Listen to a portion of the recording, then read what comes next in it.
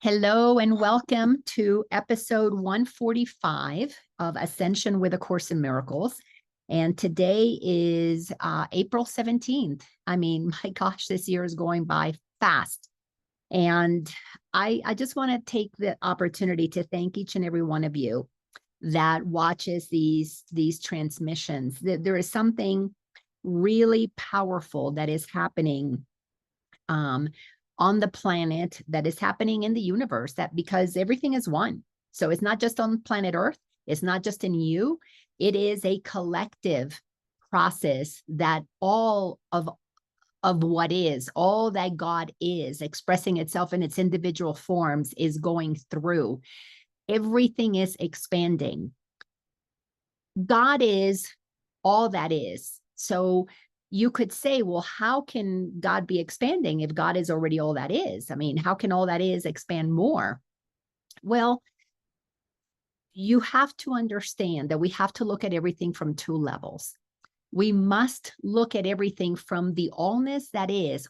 God is everything that could possibly be.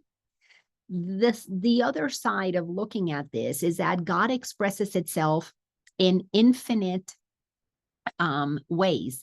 So in our infinite expression as Laina, I need to ascend into all that is possible for me. The blades of grass have their experience and they need to become all that is possible for a blade of grass.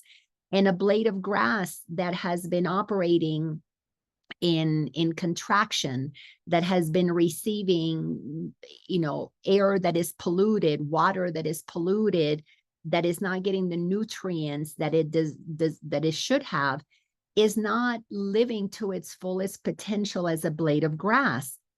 But its fullest potential is already established in the mind of God. Our full potential is already established in the mind of God. But we, as an expression, we need to consciously allow ourselves to experience all that potential. So our ascension is again, it's all a paradox.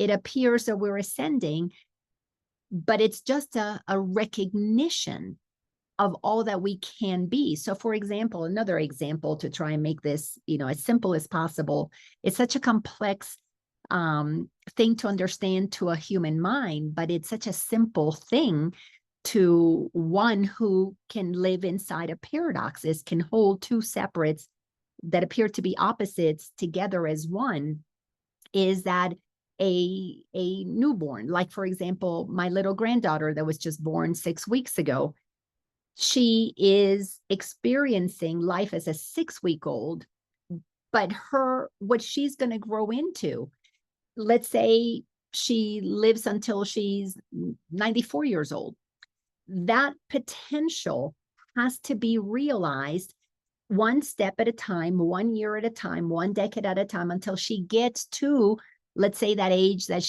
that is her soul contract to transition. Let's say it's in the 90s. So her potential is there, unrealized, because she's at the moment 6 weeks old.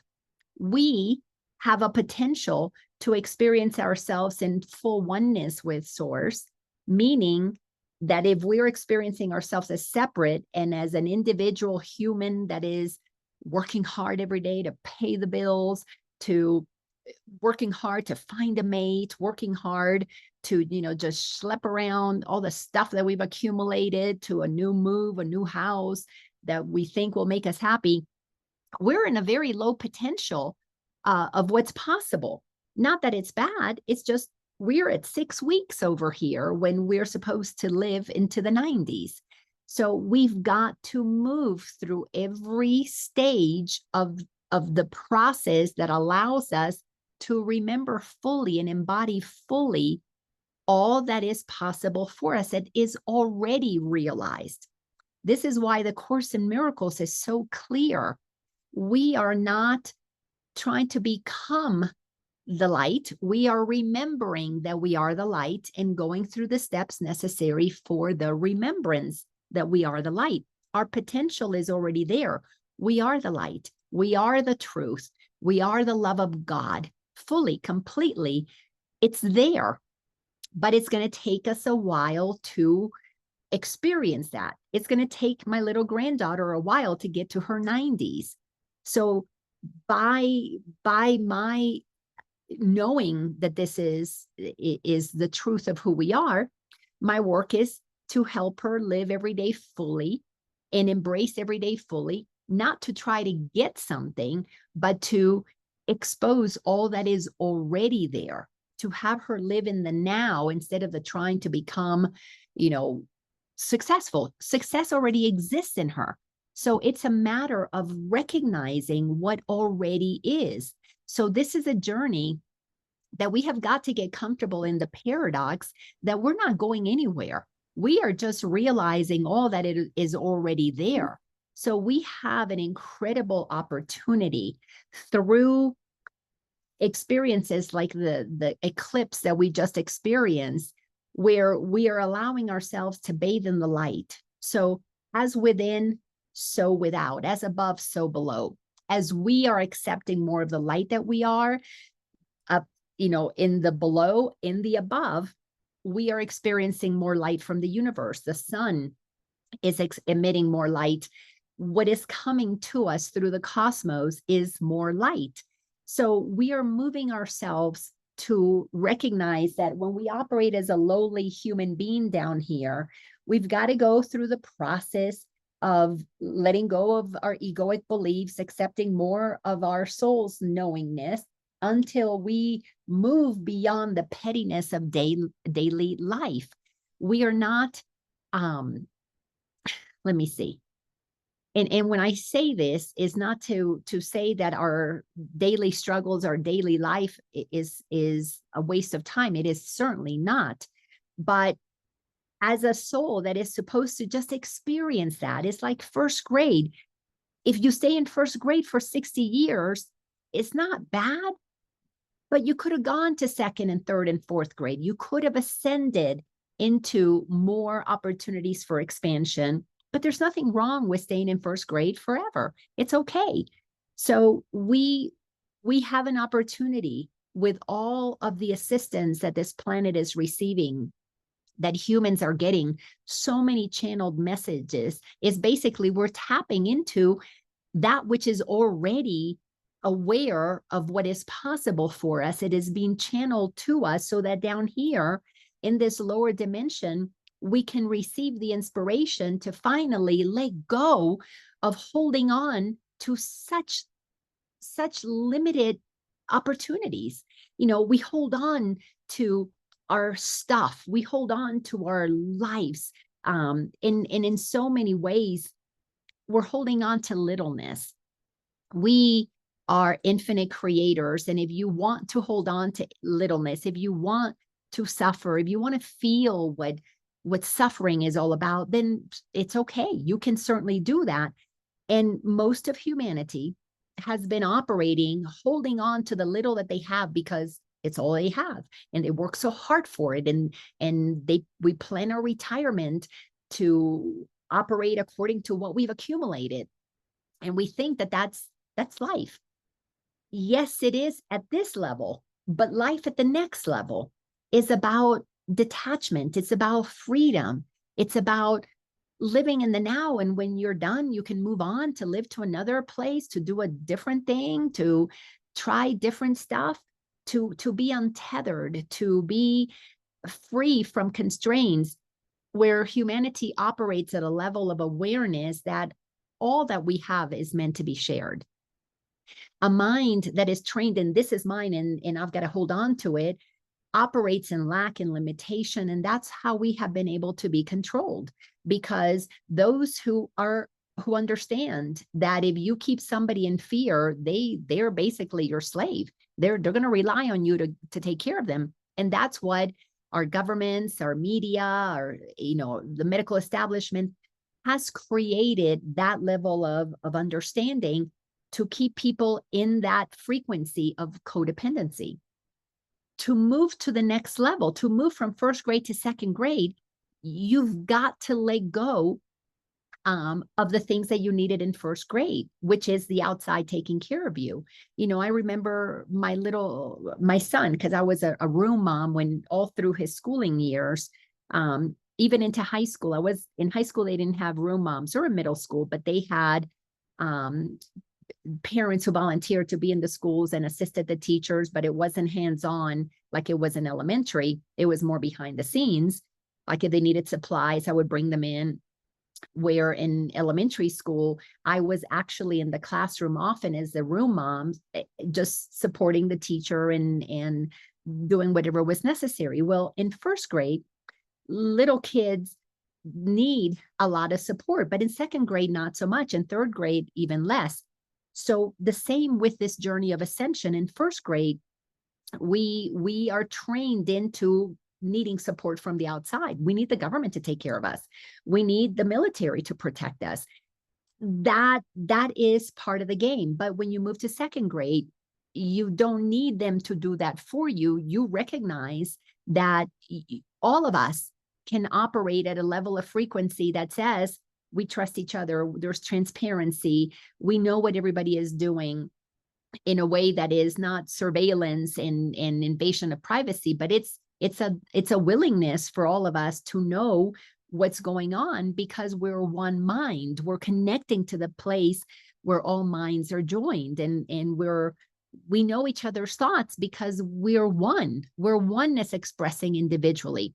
So for humanity to keep moving, ascending through these levels of potential is a good thing for one who recognizes we're just letting go of limitation. We're opening ourselves up for unlimitedness. We're opening ourselves up to trust that all is taken care of, not from the sweat of our brow, as we did in first grade, but in second grade, there is a collective understanding that we're here to take care of one another. But it's not that we're being taken care of because we're victims and we can't do it on our own. It's because we're collectively contributing to the well-being of all. The artist is painting not to get rich, but to bring beauty to the planet. The nurse, the doctor, the teacher is contributing not to get rich, because there's no service to just yourself when we move to that next level, which is the fifth dimension of consciousness. So, but to get to the fifth dimension from the third density that we've been operating in, to move, we're going to go through the fourth density, which is a process of transition, where we're letting go of how we thought things were, and we're taking baby steps to how they can be. But even when we get to the fifth dimension, to the fifth density, I know I'm mixing those two words. They're slightly different, but similar. So in that fifth density, what is known as 5D, we're operating at such high frequency. There's no illness. There is no poverty. There is no hunger. None of those things can exist because we are all supporting one another. We are feeling the planet. We are all in oneness. So nobody at that level can do anything that benefits them and not the rest. So we are moving through a very beautiful process of remembering who we are, of aligning to joyfully help one another. We're not there yet, but we are ascending. We're moving through that. So what is one of the most important things that we must do in order to experience that fifth density, where we live in a state of just is going to be perpetually living from a place of collaboration and co-creation and sharing?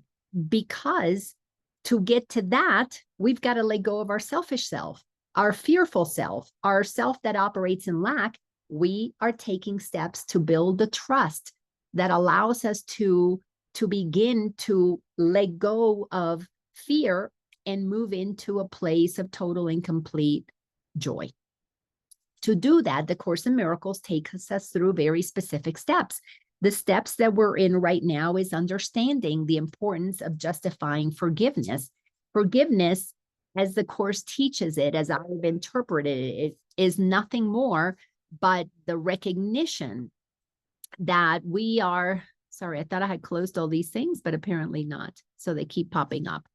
That we are giving ourselves permission to step by step realize that forgiveness is the recognition that nothing was done to our soul. Did things happen to our personality, our egoic personality, our human self? Yes.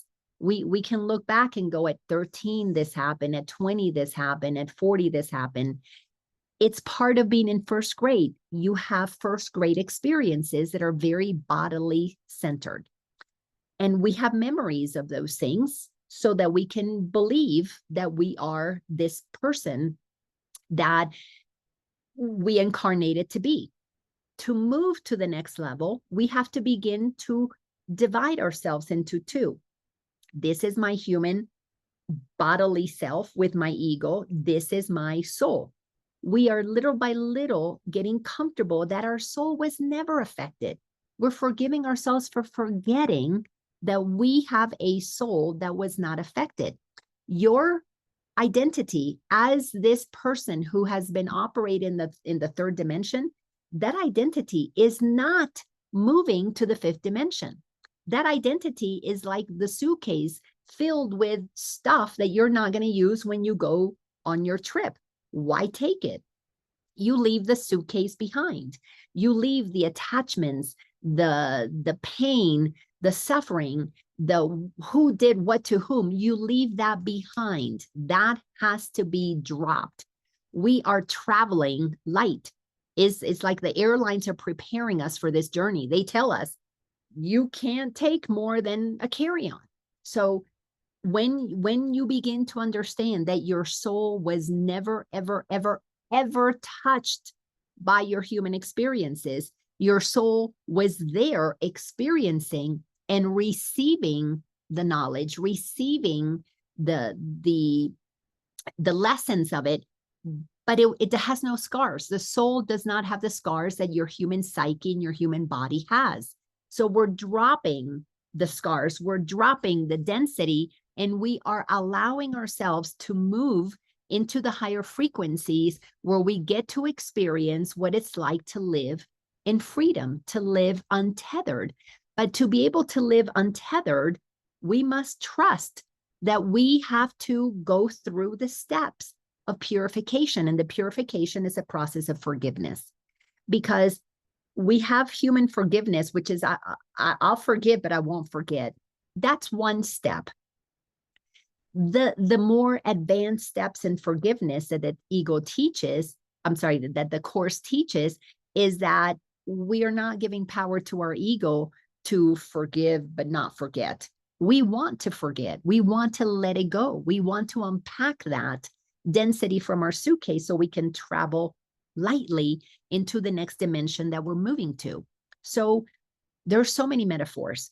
Like a snake shedding its skin, you can't be in that newness of a new snake if you have the old skin still on you. You've got to shed it. Another metaphor, you can't be a butterfly if you're still operating in a cocoon or you're still operating like a caterpillar. You have to shed that. You've got to let that go.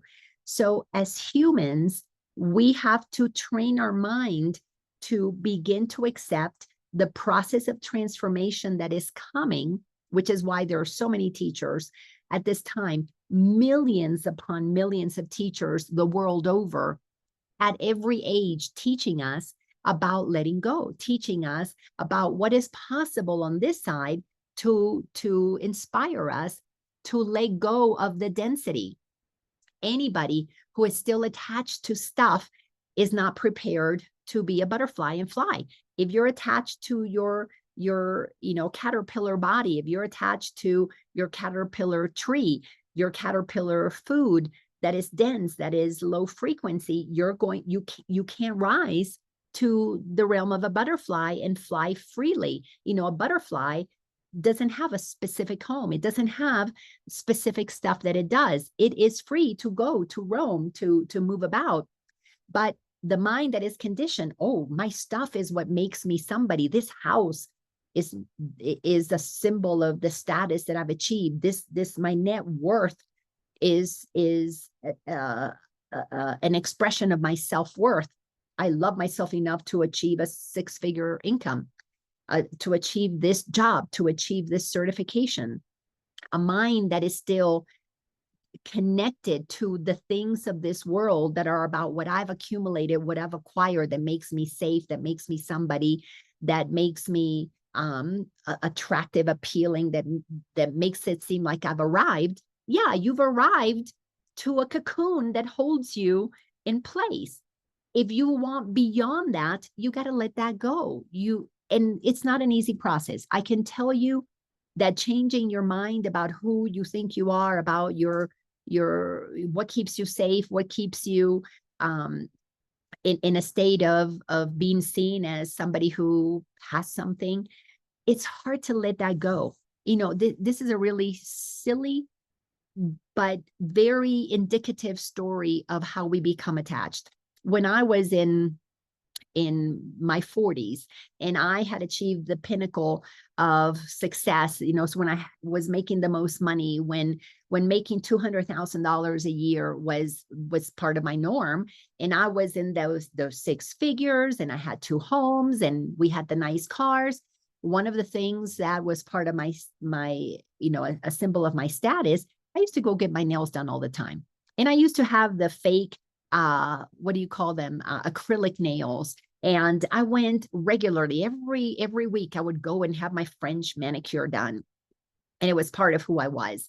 And as I was moving through this process of letting go of who I thought I was, one of the things that one day I realized is, as I was moving through a divorce and I was moving financially from a higher status to one where I didn't have that much money. And by the time that I got divorced from Ken, I was already coaching and teaching. So I'd already gotten comfortable with dropping my high realtor, in sales. There's no ceiling to what you make. And I used to make a lot of money as a realtor, and my career before real estate was in sales and advertising sales. So I never had a ceiling. But when I let that go to move into coaching, I dropped significantly in income, but I still had enough money to do my nails. But when I went through my divorce with Ken and I had closed my center and I wasn't coaching and teaching as much, I had even less income. And one day I realized, oh, I can't continue my luxury of getting my nails done on a weekly basis. So I dropped it to every other week. And then I realized I can't even do it once a month. And then I had to, literally one day, I realized this is the last day I'm getting my nails done. And I went to the place where I got my nails done. I had a regular guy that I used to see, Vincent, precious little Vincent, who had been, I'd got my nails done with him for years. I'm going to say at least 15 years, if not longer. And I was there. I didn't have the heart to tell him that this was the last time, because if I told him it was the last time that I could afford to do my nails, I would have broken down in tears. And I can still feel the emotion of that day, walking in and knowing this is it, because I cannot be attached to having my nails done. I can no longer let the nails be something that defines me, because it was. If I I would go to places and I would notice, oh, that girl doesn't have her nails done, because I was aware of what nails looked like when they were being manicured versus not manicured. So I had him take my acrylic nails off, and I walked out of there with just my regular old nails. I did have them painted, but I knew that was the last time he was going to paint them, because I was going to start doing my own manicures at home, because I was moving down from external things financially. I was undoing attachments to looks and things like that. And it was so sad in one way, like grief, like it was the death of an old way, but it was the birth of something new. It was the beginning of me saying, I'm no longer attached to specific things that make me look a certain way, that define my status, that my net worth and my self-worth were being unhinged. I needed to be who I am as God created me, totally and completely free from what I believed the world had taught me I needed to be, do, and have to look the part. So I was moving into a realm of freedom, but I had to grieve what I had been attached to that was identified with who I thought I was supposed to be. Even though that sounds like such a trivial thing, somebody hearing this that doesn't do their nails probably thinks, oh my God, that's so silly. But if you've done your nails, you know what I mean. It's just part of it. It feels good. It looks good. Now, many, many years later, and I'm talking, I got divorced in 2014. And that's when I gave up my nails at probably a year before that, because I knew what was coming, maybe 2013. I did not do my nails again, except for special occasions like my daughter's wedding. Maybe there might have been one other time, possibly. I don't really think so. Until 2 weeks ago. 2 weeks ago, I decided, you know what? I want to get my nails done. Now, I'm getting them done because of a special occasion. I'm going to a wedding in Georgia in a couple of weeks. So I'm getting myself ready for that. So prepping. And I went and had my nails done, but I didn't do acrylic. I just did, I think they call this gel. So it's just my own nails. And then they just put a liquid over it that just makes the polish a little harder. So I got my nails done. There you go. But I don't need to have my nails done to feel good about who I am. It's not necessary. I'm doing it just because it's pure fun. I realized when I went in there, I had a moment of realization. Wow, I used to give having my nails done so much power. Now it's just for the fun of it. It's just fun to have somebody else do it. But if it doesn't get done by somebody else, I can do it. And if I don't even do my nails, for a long time, I didn't even polish my nails. It's okay, because I'm not defined by that. In the fifth dimension, if we want to get our nails done, we do them. But if we don't, we don't. Nothing about it is attached to who you are. It is strictly an experience that the soul is having. But in the third dimension, to the ego, it's part of who you are. It's part of the costume. It's part of the role that you're playing. But when you shed that caterpillar, when you shed that lower self and you move into your higher self, is because you're here to experience everything for the fun of it, for the pure joy of it, because you can, because you have a body and you want to play with it. The Course in Miracles helps us shed that old skin. The steps that we are taken through are very deliberately placed there as a process of ascension, of little by little facing the thing that you think makes you somebody and letting that go one at a time. I'm coaching this precious young woman. She's in her 20s, and we're taking baby steps. I said to her today, because I coach her right before this call, we're just taking baby steps. We're going to just focus on the next 3 months. We don't have to plan your future. We're 3 months. Baby steps. Let's do what helps us feel what is happening here, deal with that, feel it to heal it, and make the decisions that allows you to untether yourself. Baby steps, baby steps, baby steps. Course in Miracles will walk you through every single baby step if you understand what it is attempting to do. For some people, the Course in Miracles is too much. The mind is not prepared. For those who are working the lessons and reading the text and putting into practice what it teaches, you can see how it is a very gentle progression of baby steps that we need to do over and over and over again until you have untethered yourself from the egoic identities that have been created, who you think you are, how you should look, how much money you should have, where you should live, what defines success, who makes you safe, all of the bodily things that go along with it. You know, you don't want to look old. You don't want to have the wrinkles. You want to have the big boobs. You want to have the lifted boob, whatever it might be. We have to face each of those experiences from a place of realizing, are you doing it because it's fun? Or are you doing it because you think you have to create an appearance that allows the world to see that you have achieved something? Well, if you're comfortable achieving at this low level, it's going to be very difficult for you to let yourself move into an unknown, because our mind doesn't have the concept of what it's like to live with a body made of light, to live without having to work for a living, to live with total complete health and happiness and well-being, transparency, where everybody knows everything about everybody else because our minds are joined. That to somebody down here, to a caterpillar, what? Everybody knows everything?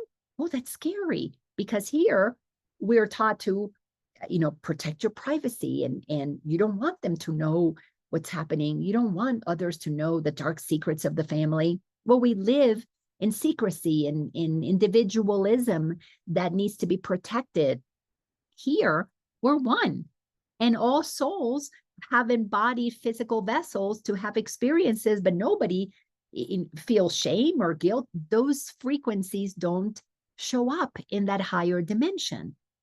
So to get to that higher dimension, you've got to see all the things that hold you to the lower dimension, and you, as a creator of your reality, have to use your free will to say, I'm ready to let this go. I'm ready to let the nails go. I'm ready to let go of needing the government to take care of me. I'm ready to let go of the medical establishment being where I go to as the authority for my well-being.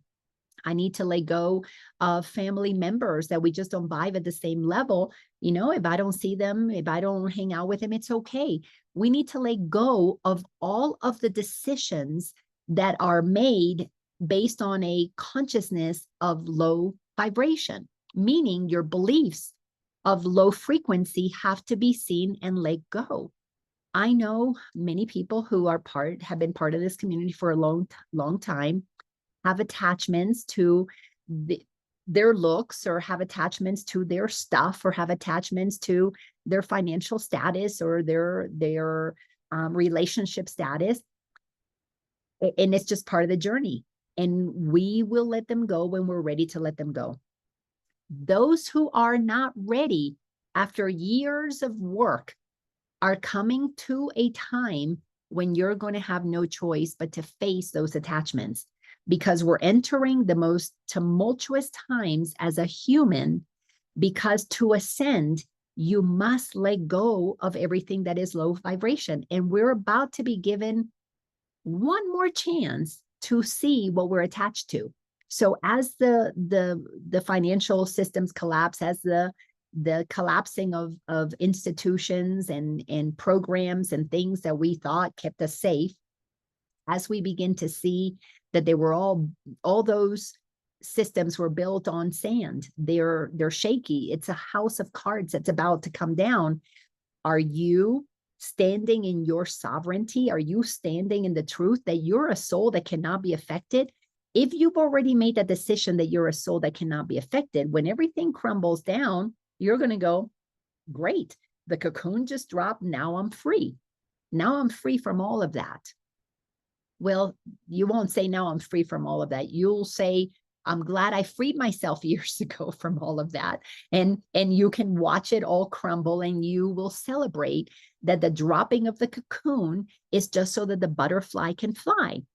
But if you are still in caterpillar thinking, when that cocoon begins to dissolve, you're going to freak out, because you're going to go, oh my God, my safety is falling apart. Well, your safety in that lower frequency is a prison that gives you a false sense of safety. It's not true freedom.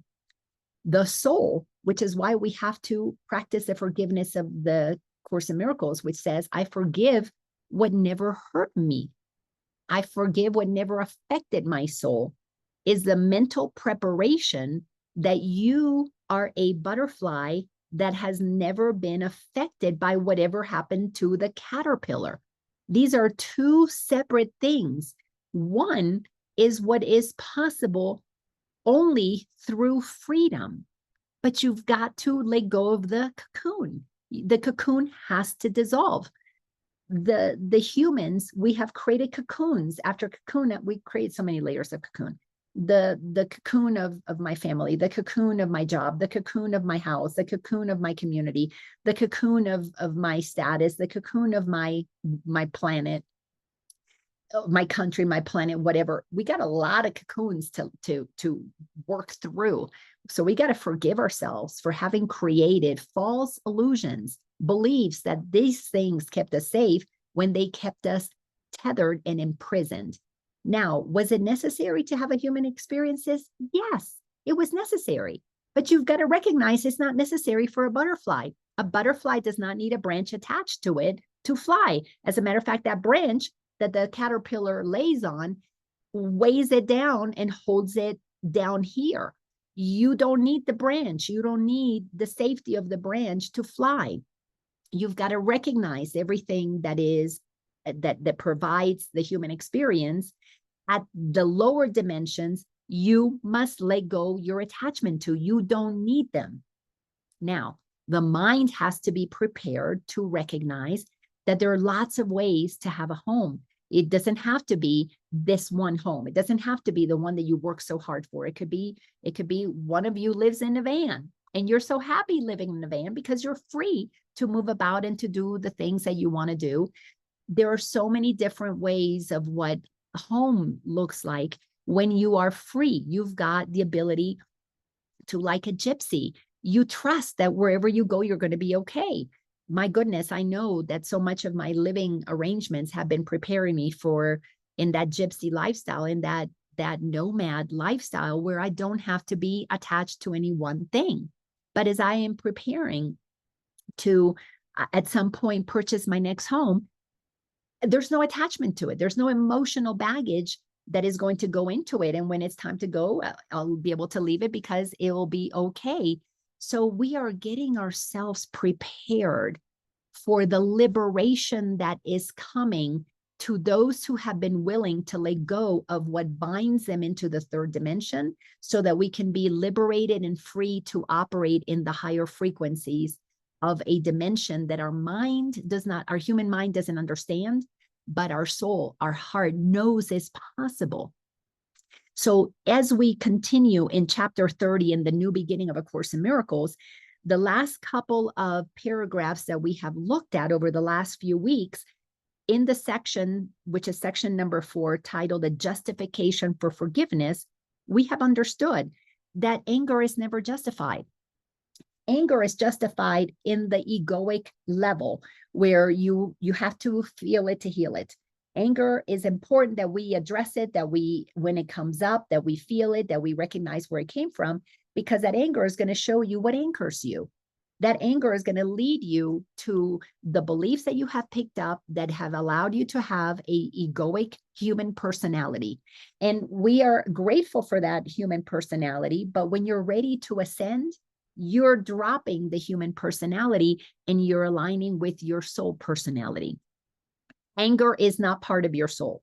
Anger is purely a human experience that anchors you, but to the soul operates only in joy.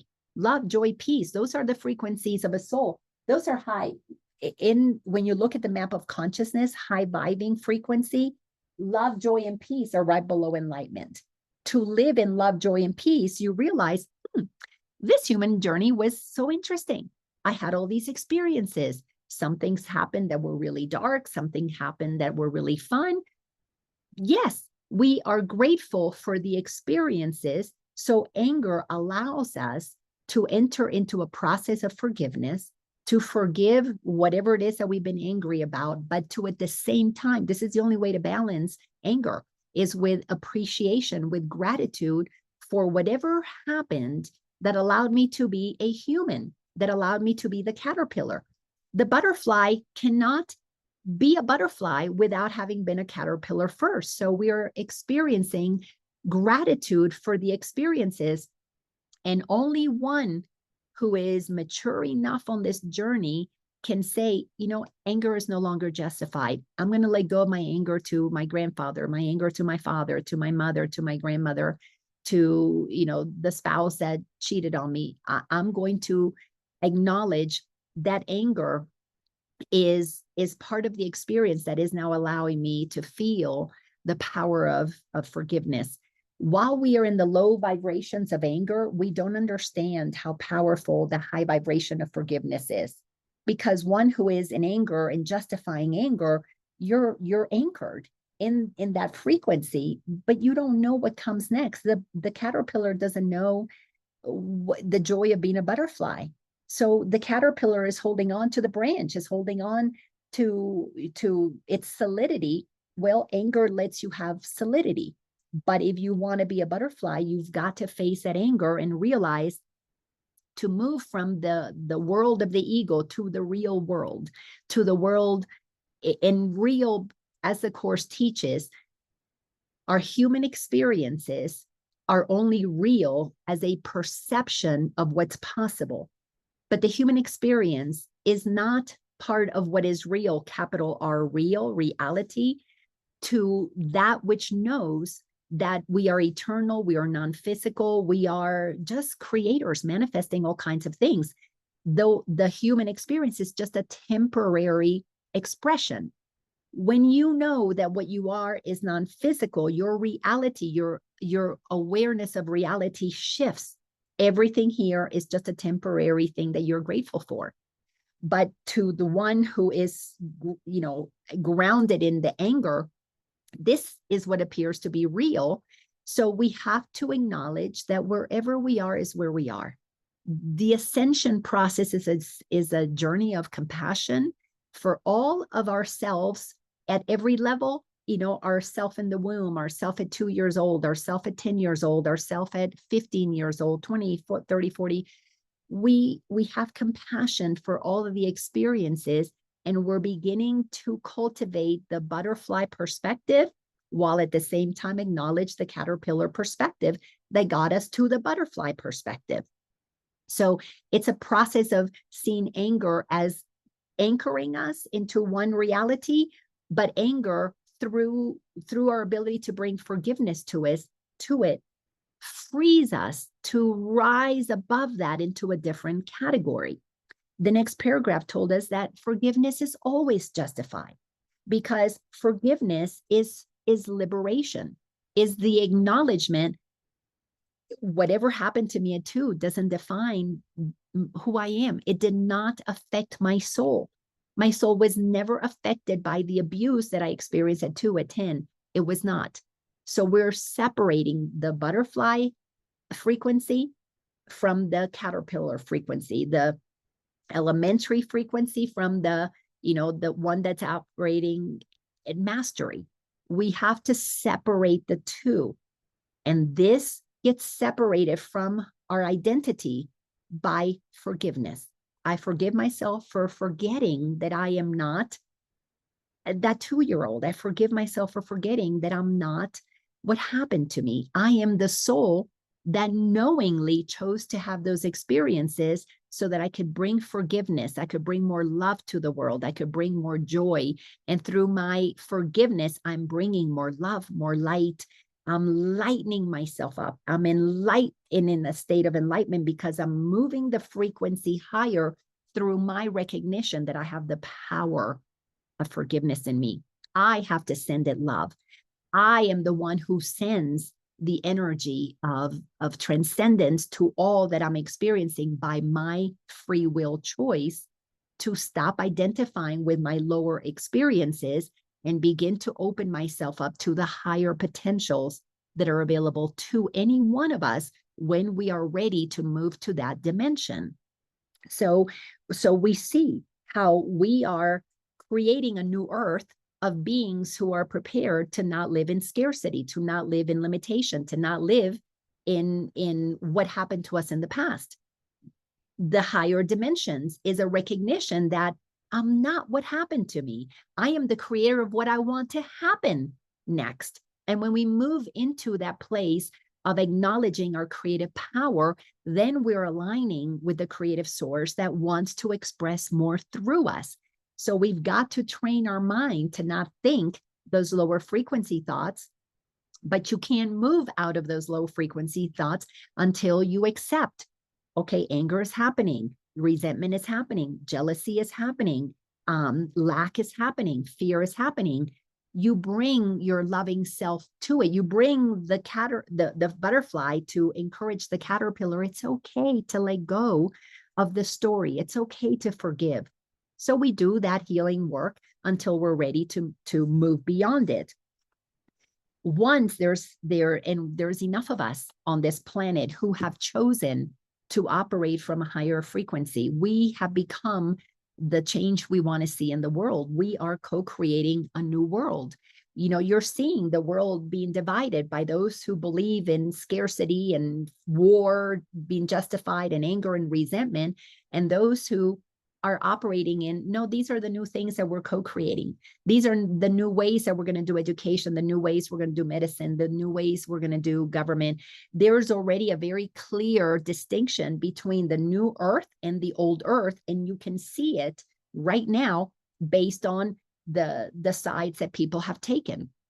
We see the media that is about lies and deception and programming and propaganda, versus those who are reporting what is and encouraging people to connect with their higher selves, encouraging people to connect with God or source spirit, whatever you call it, encouraging us to intuitively see things and know, is this real or not?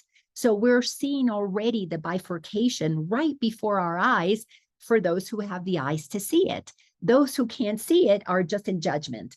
Right, wrong, good, bad, lies, this one's lying, this one's telling the truth, from a very judgmental, egoic self. So in paragraph number 5, we're talking about how forgiveness, recognized as merited, will heal. You have to make a decision to accept that, this is basically saying, if you recognize that you have wings, you're going to be able to fly. Nobody who doesn't believe they have wings is going to attempt to fly. So we are training ourselves to recognize, you know what? I'm the creator of my reality. If I want a world that is happy, I know that it's already there. You have to believe that the wings are there in order to fly. And one who is in that state of confidence that my wings are there, you don't have to see them. You know it. You feel them inside. This is why somebody like Jesus was able to walk upon this planet and said, I can heal the dead. I can heal the sick, because he knew that well-being was already there. You don't have to see it to know that it is true. In the old world, in the 3D world, you have to see it to believe it. In the 5th dimension of consciousness, you have to believe it to see it. You have to know it to manifest it. So while you're saying, oh, there's a dead body, Lazarus is already dead, you're not going to see him go up. You're not going to see him get up. But when you know that life is already within, that being is already eternal, then you can just say, get up and walk, because you know it to be true. So we are moving, we are separating those who have the eyes to see, the ears to hear truth, because they've connected internally with the source of all that is. We are guided from within, from those who are looking at what's outside, believing that is what is true. They're not tapped in to the source within. They're expecting the outside to take care of them. So little by little, we are witnessing right now the bifurcation of consciousness, low frequency from high frequency. What side are you in? We can no longer continue to straddle both. You can't have one foot in both worlds. If the world of the outside having power over you is your reality, you are not going to be able to free yourself to co-create what it is that you prefer to co-create from within. You either have to take your foot off and bring 2 feet and ground yourself in this as your reality, even if people think you're crazy, even if people think that you've lost your mind because you're no longer attached to the old world, until you make the choice to draw the line in the sand and move yourself, anchor yourself in the new reality, you're going to have discomfort, because you can no longer sustain 2 feet in opposite worlds. Those worlds are so far apart now that 2 feet in opposite worlds, I mean, you can't hold your balance. You got to bring either 1 foot over here, or you're going to bring it over here as the worlds continue to bifurcate and go further apart. So to be able to experience that you're the butterfly, you've got to recognize it's already there. To experience forgiveness that says, you know what, my soul was never affected. You've got to realize and accept that you have a higher self. You have a soul that is whole, perfect, and complete, and begin to cultivate a relationship with that part of you and get to know that part of you. For too long, we have known our wounded child, our immature self, our abandoned self, our angry self. We've spent, through therapy, through all the healing that we've done, a long time cultivating an awareness of that part of us. But that's not who you are. It's what you experienced. You've got to shed that old skin and move into the acceptance of the soul that you are if you are going to live an existence at that frequency.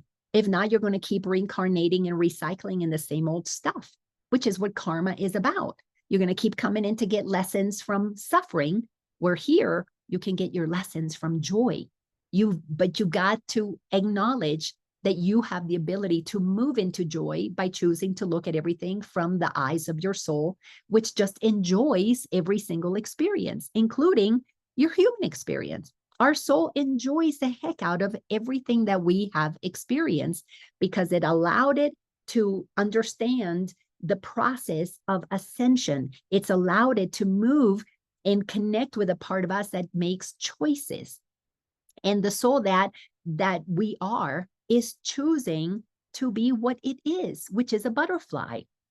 So as we continue in that paragraph, sentence number 2 says, speaking about forgiveness, it gives the miracle its strength to overlook illusions. Once you realize that you are the creator of your reality and that you are a butterfly and you are not going to continue to identify as a caterpillar, then you begin to experience the miracle that allows you to feel the strength of what is possible as a creator that has been unattached or detached. You pulled up your anchor from the solidity of the lower realms, and you are now ready to rise into the joy of the higher dimensions. This is how you learn that you must be forgiven too. You realize, you know what?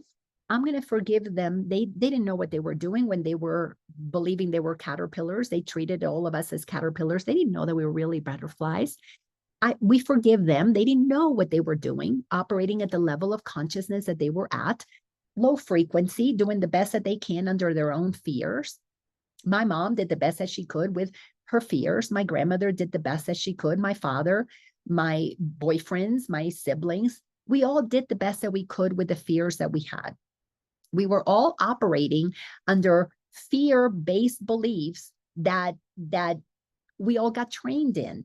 Everything was about fear. Even though there was love and joy and fun, it was eventually tied to a fear of failure, a fear of punishment, a fear of not being enough, a fear of not having enough love, a fear of rejection. Those were the fears that informed our ability to do anything that was fun. So as we recognize, okay, I'll forgive them. They did the best that they could. And I got indoctrinated with what they knew. All right. But then I got to forgive myself for forgetting that I am a divine soul that chose to incarnate to have those experiences. And that is the beginning of self-love. You know what? I love myself too much to be anchored to the past. I love myself too much to keep justifying that I'm not good enough based on what others think. I got to love myself to free myself. That is the work of awakening. I love myself too much to keep thinking I'm just a caterpillar when my wings are beginning to sprout. I see the wings, but oh my God, I got to hold on to this branch because I'm a caterpillar. I got to forgive myself for attaching my identity to the caterpillar and instead appreciate it. Oh, being that caterpillar, let me experience all those low-level experiences that a butterfly cannot have. A butterfly does not live on those lower branches, on the ground. A butterfly lives in a higher frequency. So I'm seeing my wings sprout. This is what I mean about having, a foot in each dimension. I see the wings. Oh, but I'm holding on to the branch because I'm a caterpillar. You've got to decide, I'm going to shed this. I'm going to let this go. I love myself enough to mature, to go into the maturity that says, I am ready to fly.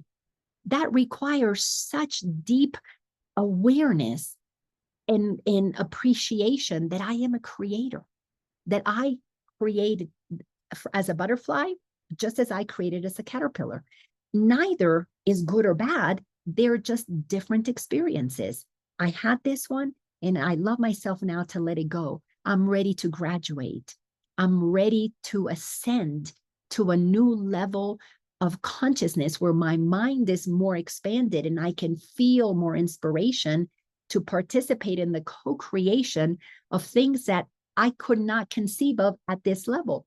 A first grader cannot see what's possible as, in high school. It's not possible.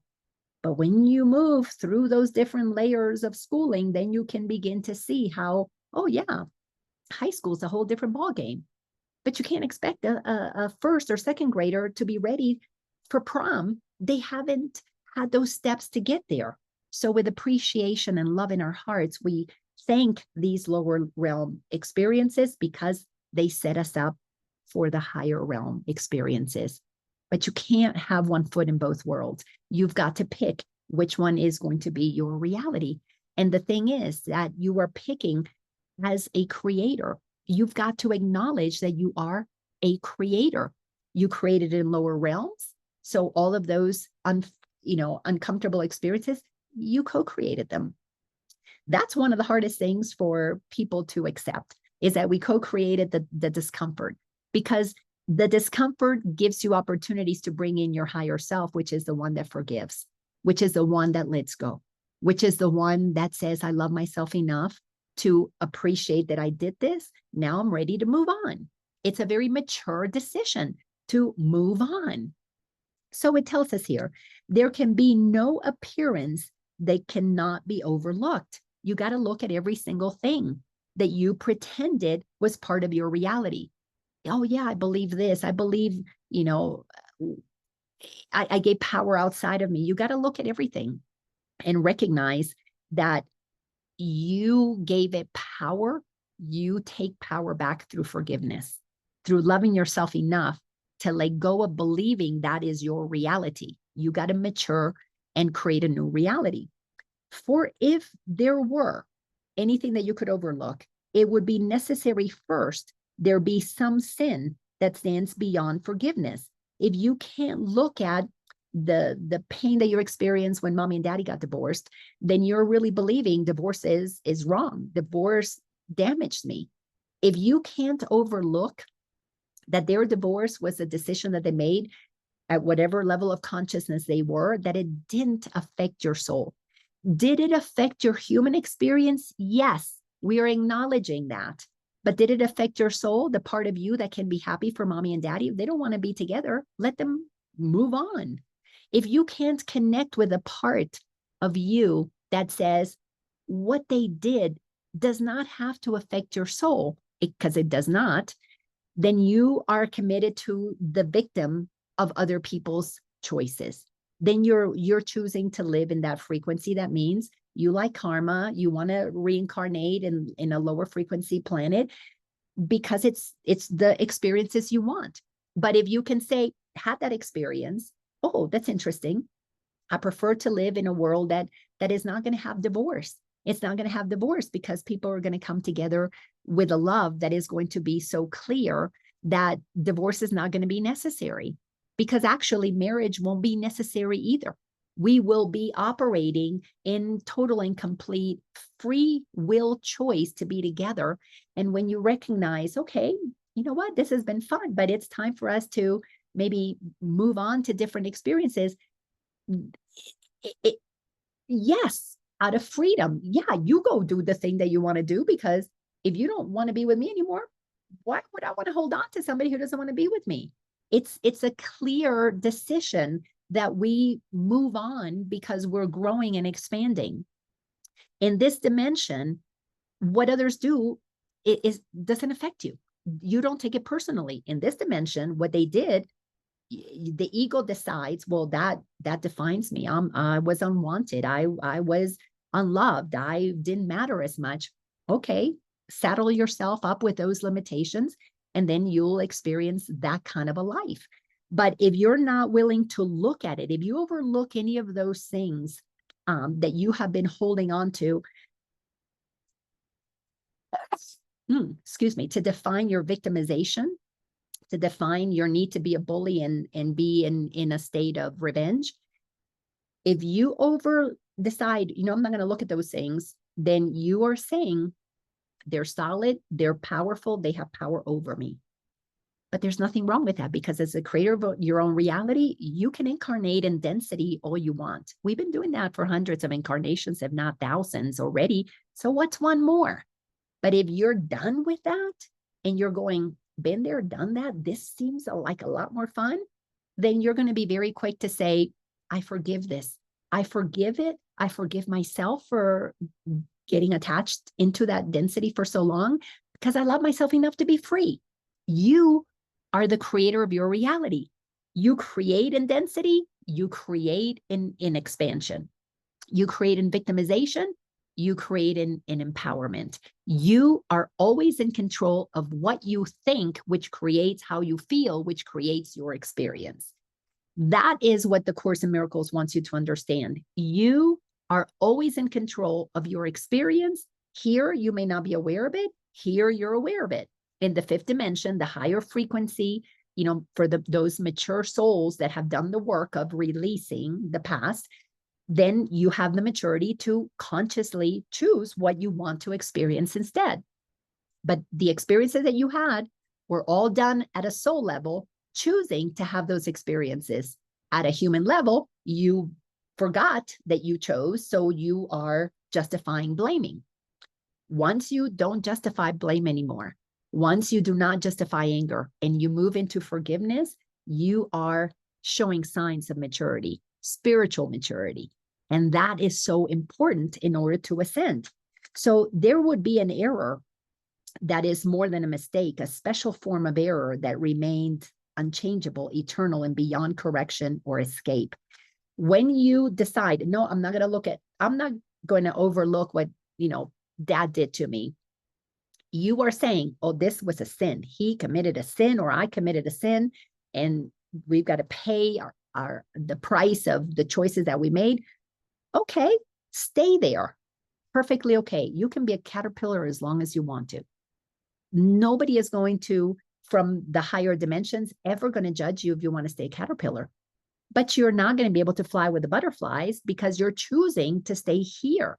This is why it's so important to understand that A Course in Miracles wants us to realize that egoic thinking is not a bad thing to your soul. It's just you're mistaking that is your reality with the truth of who you are as a soul, as a spirit.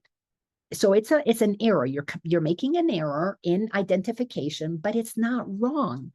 It's just an error that once you realize, oh, okay, I don't have to stay there, you can correct by a shift in perception, by shifting your mindset to what it is that you prefer to believe as your reality. So there would be one mistake that had the power to undo creation and to make a world that could replace it and destroy the will of God. Only if this were possible could there be some appearances that could withstand the miracle and not be healed by it. Again, this is one paragraph inside of a very, very big book. So what does this mean inside of this massive book? Well, if you choose to believe that you have no power over what happened to you, then you are saying, I'm a victim to circumstances. I don't have the power. That's your ego talking. You're operating from your lower self. You're down here in the low frequencies. You're not prepared to ascend and return to the truth of who you are. And there's nothing wrong with that. We can't make a first grader go into eighth grade. If they're not ready, they're not ready. So we work with the first grader where they're at. We work with whatever we're believing is our truth, is our pain. Because until we recognize the work that needs to be done to heal the pain body, to release the emotional energies that have been stuck, they're just there until you're ready to come back and heal them. until you're ready to do that work, you cannot move beyond. But there's nothing wrong with operating in a lower dimension. Nothing wrong. It's an experience. What the opportunity is here at hand is for you to look at both caterpillar, butterfly. Which one am I ready to experience now? All caterpillars do not know what freedom comes from being a butterfly. That's terror to a caterpillar to not be grounded onto the branch. But to a butterfly, it's freedom. You cannot, from the lower dimensions, appreciate what happens in the higher dimensions. But in the higher dimensions, you can see that in the lower dimensions, that there is bondage, and you recognize, okay, it's just a stage, but it gets me here. So you have appreciation for this. But from here, you have no understanding or appreciation for the level of freedom that comes up here. So it feels scary to let go of what you know for an unknown. So as we make this shift, especially right now, in a year that is going to bring a lot of upheaval, because all of the ways that we have been stuck to limiting patterns of lack, patterns of suffering, patterns of illness are coming into our awareness so that we can see, oh my goodness, I need to make a different choice. And those who are ready for a different choice will make it, will take the steps to untether themselves from the low densities. Those who experience incredible terror and can't be curious about what else is there, they're going to hold on to the old for dear life because they think that's all that is. We have to have compassion for those who don't know what they don't know and forgive them. They don't know what they're doing because they don't have the awareness necessary to make a different choice. They're in survival mode. And it's not for us to judge anybody who is in survival mode because we've been there too. And because we've been there too, we have compassion. And the best that we can do to ground ourselves in the truth of who we are as a butterfly is to absolutely love on those who think that they are caterpillars, while we see the butterfly potential in them, while we recognize the light in them, while we acknowledge that if they knew what I knew, they too could make a change. But if they don't know what I know, they can't do anything else than to be where they're at. So as you shine your light, as you flap your wings, as you show the magnificence of one who has embodied the truth of who you are, then you stand as an example. Right now, we are called to be examples of what is possible, but only if you're grounded in that truth through forgiveness, no longer judging those who are not where you're at, no longer trying to fix those who have not achieved what you've achieved, but through the acceptance. Acceptance is a very high frequency. Acceptance, when you look at the map of consciousness, it resonates at a frequency of, in this chart, 350. That's way higher than the resonance of fear, which is 100. And in the book that this comes from, Power versus Force, Power says, I'm going to shine my light. I know you've got a ways to go to make those choices, to have the freedom that I have. But Force says, I'm going to come and I'm going to change you. You got to stop doing what you're doing. You got to forgive this thing. You got to whatever. Force is trying to get people to move faster than they can move. And that's a sign that you're in fear, that you're afraid that if they don't change, then it's going to mess you up. So we've got to become super honest on this journey, that those who achieve a level of acceptance truly recognize that there's nothing in the world to judge as bad or evil or wrong, but there's an awareness that those things are happening, but they serve a purpose for those who are ready to ascend. They serve the purpose of providing the contrast between the caterpillar and the butterfly for those who are lovingly ready to choose one without judging the other, but rather using the other as a stepping stone. I had to go through that to get here. We have to have the perceived evil and darkness that we have so that it propels people to choose the light. It serves a purpose. One who knows about forgiveness. who practice it as self-love is not going to sit and waste any time judging what is dark, but rather appreciating it for the opportunity that it gave us to choose the light. So today, thank you for being here today. This is episode 145. Can't believe 145 of these transmissions. I thank you so much for being here because your presence activates whatever comes through me. This is not anything that I plan on doing. It's just what moves through me when two or more are gathered. So thank you for being here. If anybody has any comments or questions, please unmute yourself. Otherwise, thank you for being here. And the rest of the episodes are on my YouTube channel, Laina Orlando on YouTube. You can go back and watch them. And if not, come join us next week. And if you like this, share it. How else are people going to know that I'm here if they don't hear from you that this is available? All right. Anybody who wants to unmute yourself, go for it. Miss Roxy, so good to see you. It's so nice to see you too. How are you doing? I am doing great. I am so excited. I'm going to be in Georgia in a couple of weeks. Yeah. Maybe I'll see you at that Wednesday night dance if you're there. Oh yeah, well definitely. Maybe we should get together and have lunch or something. Well, my schedule is pretty packed. Pretty booked up. I've already been scheduling gatherings, but let's connect offline. Send me a text and let's see. At the very least, see you when I go dancing, because I've got one dance schedule, which is one Wednesday night. Oh my gosh, I want to know about that. Well, Angela joined. Hey, Angela, thanks for joining. Did you have any questions that you wanted to ask? Or you wanted to make any comments? Welcome, Angela. No, maybe not. That's Maybe okay. not. That's okay. Absolutely. But thank you for being here, Roxy, and thanks for sharing this with your friends. Thank you, Thank you. and thanks to the rest of you that are still here. Some of you already dropped off, but next week, 12 o'clock Eastern Standard Time, we will have another one of these episodes. Thank you all so much. See you then. Thank you. Thanks for what you're doing. Oh, of course. It's my joy. You all take care. All right. Thank you.